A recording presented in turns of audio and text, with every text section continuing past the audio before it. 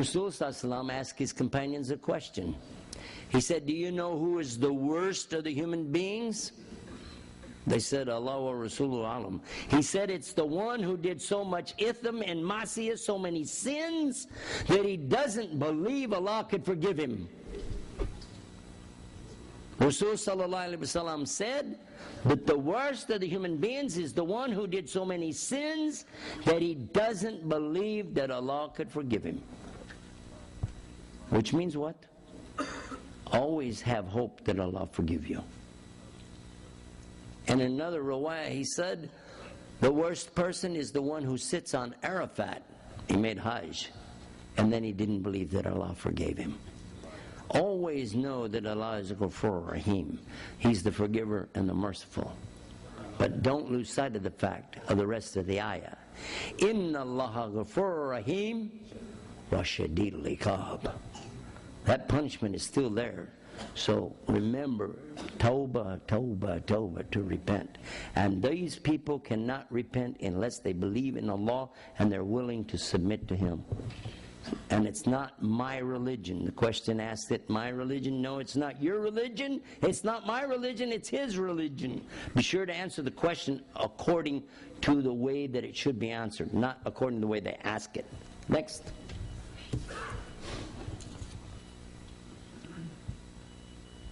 What about people that God believe in Allah but not any religion? That's pretty easy, really. I just said it. There is no religion except Allah's way. Deen doesn't mean religion. Deen is a bigger word than that.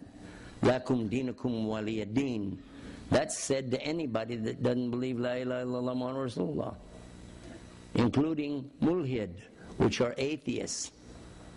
You can say that to an atheist. Atheist has a deen. He has a way of life, yes, but it's not a religion, is it? So deen is bigger than that. Way of life, complete way of life. Everybody's got a way of life. How do you want to spend it? You want to do what He wants you to do, or what you want to do? Up to you. Forget about religion. Man-made religions are all wrong. I'll be the first to say that. You have to say that. That's what La ilaha illallah means. There isn't any other deity to worship, meaning there is no religion except Allah's way.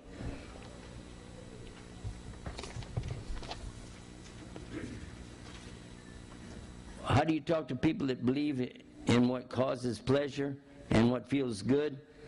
Yeah, this is a good one. Talk to them in serious terms. You say, do you really want something that feels good? Only it keeps on going. It doesn't matter what you do in this life, it's going to run out. It will run out.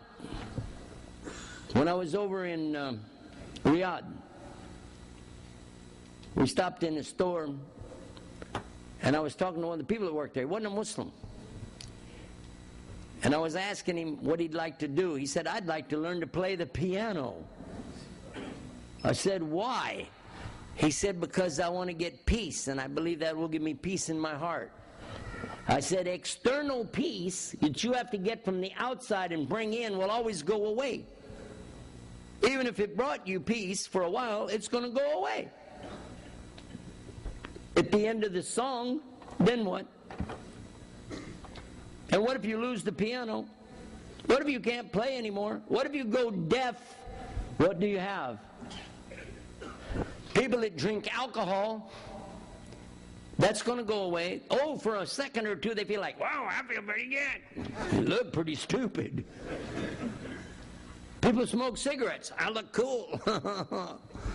Wait till he gets cancer and his lip falls off.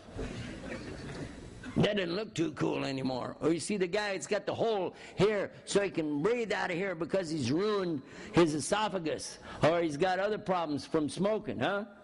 And he wants to hold a cigarette to it. That looks cool. All of it goes away, doesn't it?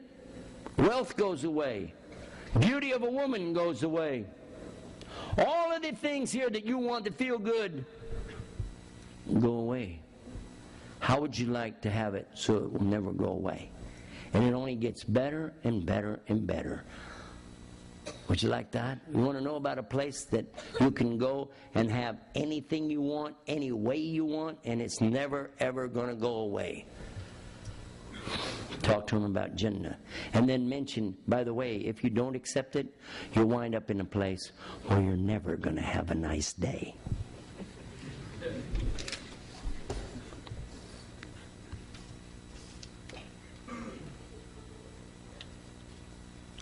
This question says, sometimes you're trying to call somebody to Islam, you're not able to shake their faith. How do you get over that? It's not our job to destroy people's faith. It's not our job to shake up their faith. The job is to present the correct faith and let them make adjustments to what they have. The problem that I found for most Muslims, you don't really understand your own, and you sure don't understand theirs, and then there's the communication problem, and you're saying things to them that really don't make sense. And they say, thanks anyway, I'll keep what I got. I like what I got. I recommend in this case, send them to our website, or download one of our programs called What is Islam, and put it on a CD, and do not put a label. Just put a big black question mark. Nothing else. Big black question mark. That's it. And give it to them in an envelope and say, I got a question. I got a question. Will you listen to this? And tell me what you think. What is it? It's a guy in Texas. He's talking about religion. I wonder if you'll help me with this. Listen to it. Tell me what you think. It's called Share Islam. Don't tell them that. When they come back, if they say, I didn't like it, yeah, me neither, and give them something else. But most likely they're going to say, whoa, this is some points I never thought of. Send them to the website. How do we tackle propaganda like cartoons, terrorism, marriage, misconcepts? You meant the marriage to Aisha at a young age, probably, or 4 wives, probably. Well,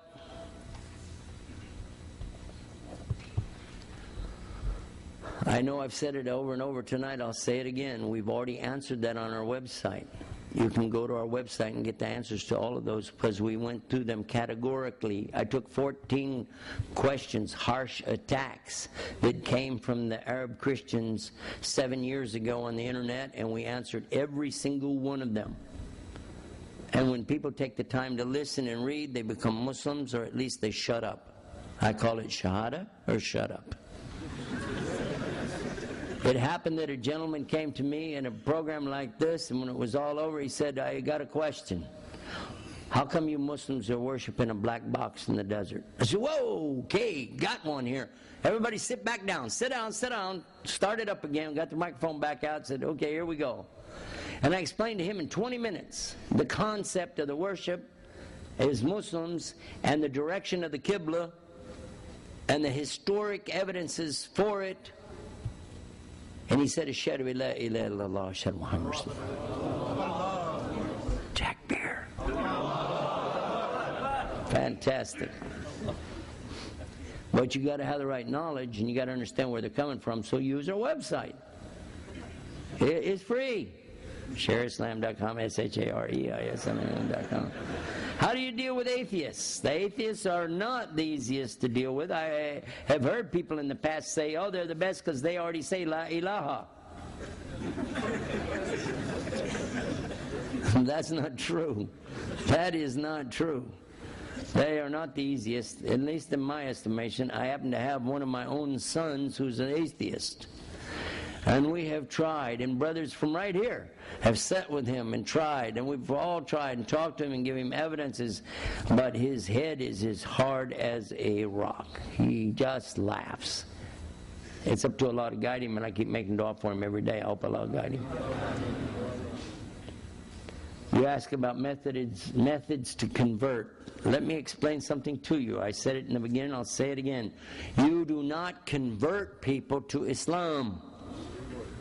If anybody here thinks you can convert somebody to Islam, just forget about it. Just forget it.